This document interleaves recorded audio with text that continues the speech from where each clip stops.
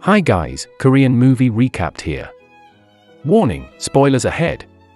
Today, I'm going to recap a Korean romance movie released in 2019, called Tune In for Love. This melodrama movie tells the love story of two souls that met at a bakery in the 1990s. Their love evolves through different phases of their life, but fate keeps pulling them away from each other. Are they meant to be together? The story starts on a beautiful morning in 1994, with a high school student, Mi-soo, opening up her family bakery. Her parents have already passed away. Mi-soo runs the store with Eun-ja, a longtime employee that she already considers as her older sister. Honu comes into the bakery to look for any soy-based product, but the bakery doesn't have any, so Mi-soo tells him to go to a nearby supermarket. As he walks away to the supermarket, Mi-soo tells Eun-ja about the weird handsome boy who came to the store. They both see him from afar. Eun-ja thinks that he just came out of prison. But Mi-soo can't believe it because he is still young and wearing a high school uniform. A few days have passed, and Honu regularly hangs out in the bakery after his school. Mi-soo is so busy with the bakery, which makes her can't focus on the university entrance exam. It makes Eun-ja mad at her. Seeing both of them overwhelmed, Honu tells them that he dropped out of his school and will start helping them with the bakery.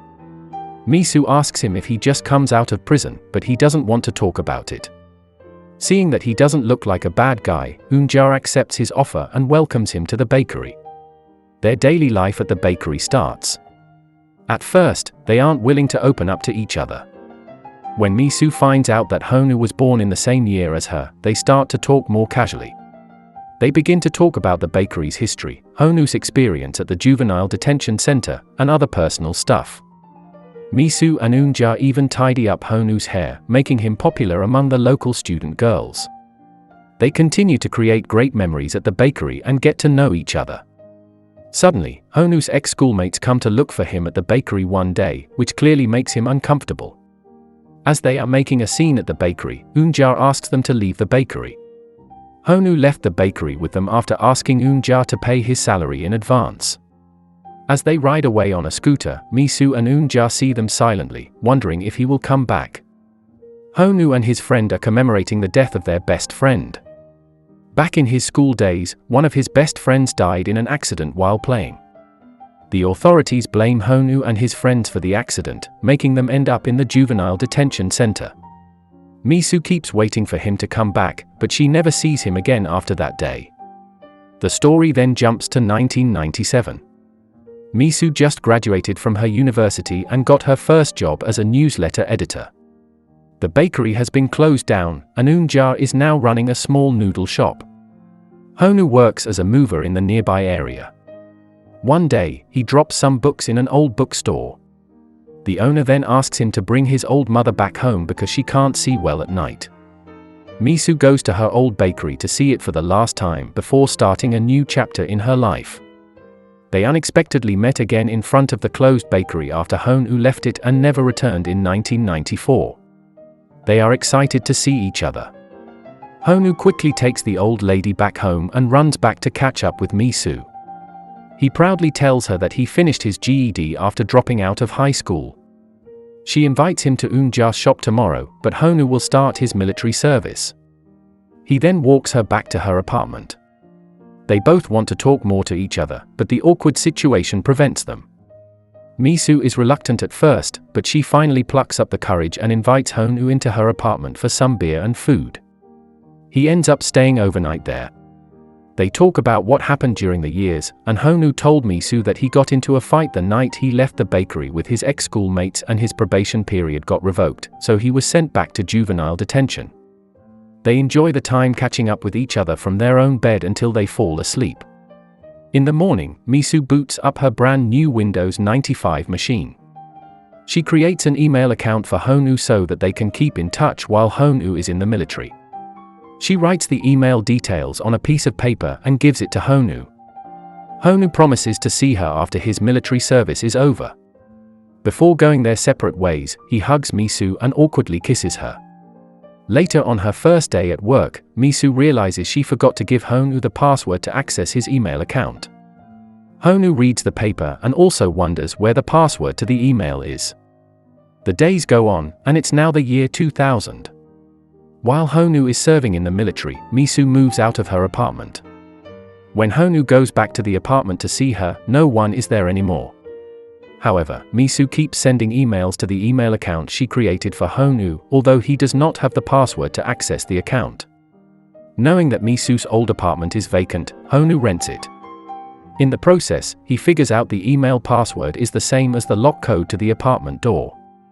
He becomes excited when he sees Misu's emails and replies to her with his phone number for the first time. Misu is thrilled when she sees the email and can't stop thinking about it. Misu gives Honu a call that afternoon with her office phone, and they decide to talk again later after work to meet up. Honu is working at a fitness center now. But the business owner scammed their customer, so he was taken to the police station with the other workers, making him miss Misu's call. It's the job that his ex-schoolmates give him, which once again brings him away from Misu. As he tries to write an apology email to her, Misu sends him an email that tells him they should keep their distance. She is excited that he figures out the email password but doesn't feel it's the right time for them to meet up and hopes they will meet again sometime in the future when better things are happening to them. Another 5 years have passed, and it's now 2005. Misu is currently working as a writer at a small publishing company. Her boss is quite eccentric and seems to like her a bit. One day, a group of college students is doing a project in the office above hers. When they hold a meeting to celebrate his newly published book, she realizes that Honu is among those college students. It makes her fall into a roller coaster of emotion. Fate keeps pulling them apart, then reunites them out of nowhere. Honu asks her to follow him and shows her that he rents out her old apartment now. Misu takes 3 days off from work and enjoys catching up with Honu. This time, they are finally able to resolve the misunderstanding they had during the lost years. One thing leads to another. Honu musters up his courage and expresses his love to Misu. This time, it's not just an awkward kiss like the one before. Honu kisses Misu passionately as she prepares herself for the long night they are about to enjoy. They decide to bring their relationship to the next stage and become a couple, living their lives happily in that historic apartment and savoring their sweet slow life together, a reward for fighting the fate that keeps pulling them apart. They go to meet Eunja, but Misu is not ready to reveal their relationship to her. So Honu goes to meet her alone while Misu waits nearby. Eunja is shocked when she sees him. After more than 10 years, she is finally able to meet him again and remembers the good old days at the bakery.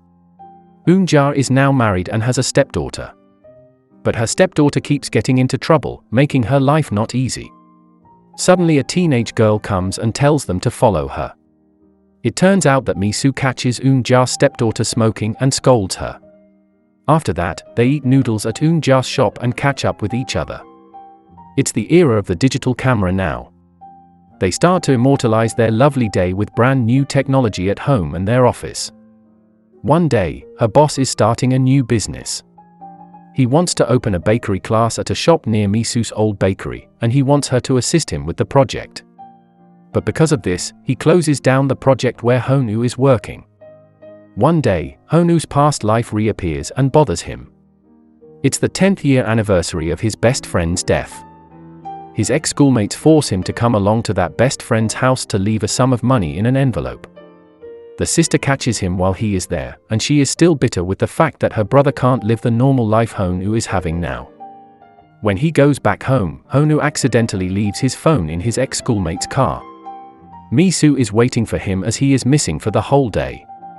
She calls the phone, and Honu's ex-schoolmate answers the call, then brings the phone back to her. Misu senses something is weird but keeps quiet and puts the phone back in their apartment secretly. Honu doesn't realize that his phone is missing and finds it in the apartment. Seeing it, Misu asks him where he went that day, but he lies about his whereabouts. Misu is now sure that Honu is hiding something, so she goes to Honu's ex-schoolmate to find the truth. She is then brought to the dead friend's family house, where she learns the bitter secret that Honu tries to hide. But the family has already moved away from there, and no one knows where they are now. At the dinner that night, Misu tries to bring up the topic vaguely.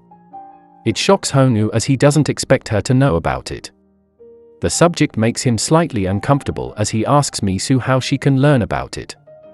She tells him the truth, but Honu becomes infuriated.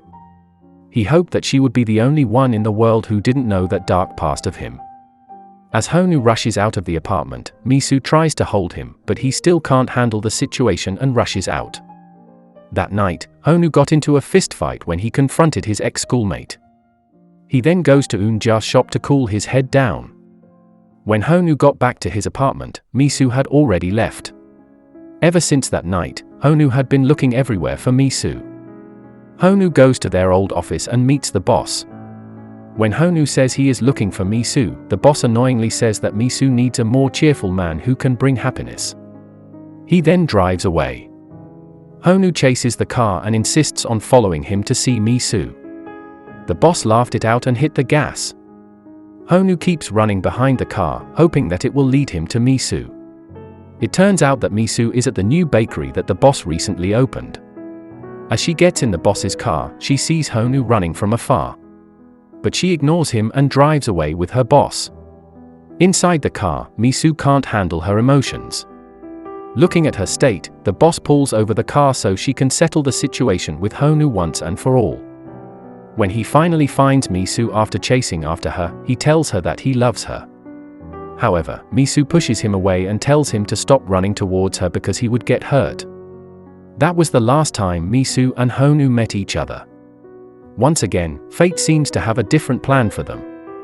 Later, Misu goes to Eunja to clear her mind. She eats donuts that Eunja made for her, reminding them of the good old days at the bakery. Eunja then tells her the night when Honu comes all busted after fighting with his ex-schoolmate. She doesn't know how to handle her feelings anymore. Some time has passed, and Honu is now working as a cameraman at a radio station. The radio host asks him if he has a message that he wants to broadcast on the radio for someone.